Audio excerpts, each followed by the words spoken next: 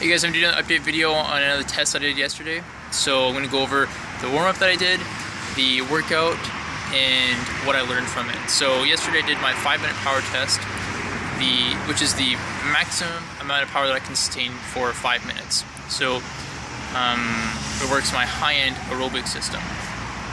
Now the warm-up was a 30-minute warm-up and broke it down to 15 minutes easy, between 150 to 200 watts, 5 minutes a little bit harder, about an average of 250 watts, sometimes a bit higher, then 5 minutes easy again with 3 10-second bursts of like 900 watts, and then another 5 minutes easy, and that brings me to the 30-minute point where I started the first 5-minute interval.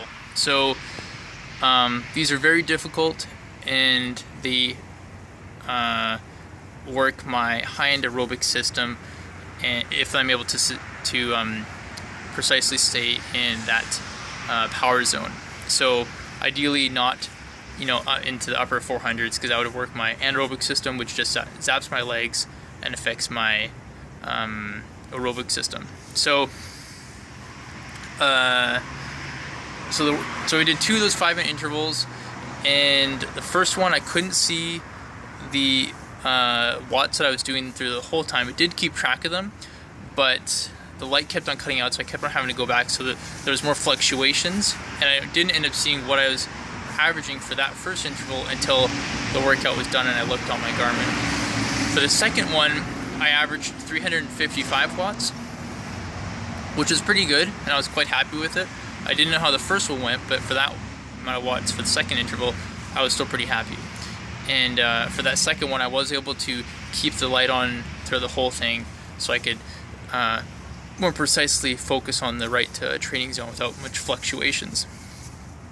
So for the first one though, I ended up looking back, and it turned out to be an average of 362 watts, which I am quite happy about. At about 150 pounds right now, it's about 5.3 watts per kilo, which for my first season training more objectively, it's, I think, a great place to start. If I'm able to cut weight more, it's only watts per kilo, it's only going to go a lot higher, and so yeah, it's great. I'm really happy with it. So I'll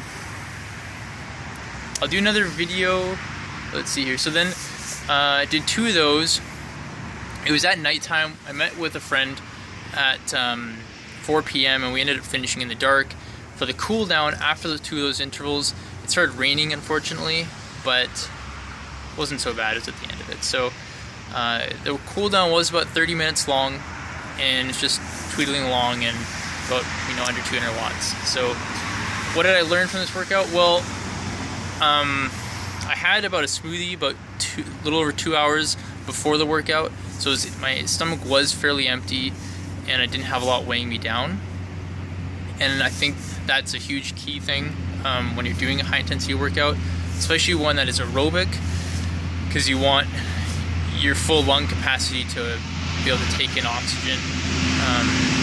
And with an empty stomach, you can do that more easily. So that was really good, and I definitely have learned. I'm learning that the 30-minute warm-up method that I'm doing, like 15 minutes easy, 5 minutes moderate, 5 minutes easy with a few bursts, then 5 minutes easy. That seems to be pretty effective. It warms me up pretty good, and I seem to like that. So yeah, I'm definitely gonna keep those going for the next high intensity workouts. The next phase will be the 8-week weight phase, and after that I'll do another series of tests to see how the weights have affected my power output for the shorter and moderate length tests, like the 5 minutes and 15 minutes. I'll try to do another video going over on my computer, showing you guys the analytics on Golden Cheetah. But until then, I just wanted to give you guys an update on how this workout went. So keep updated, and I'll talk to you later.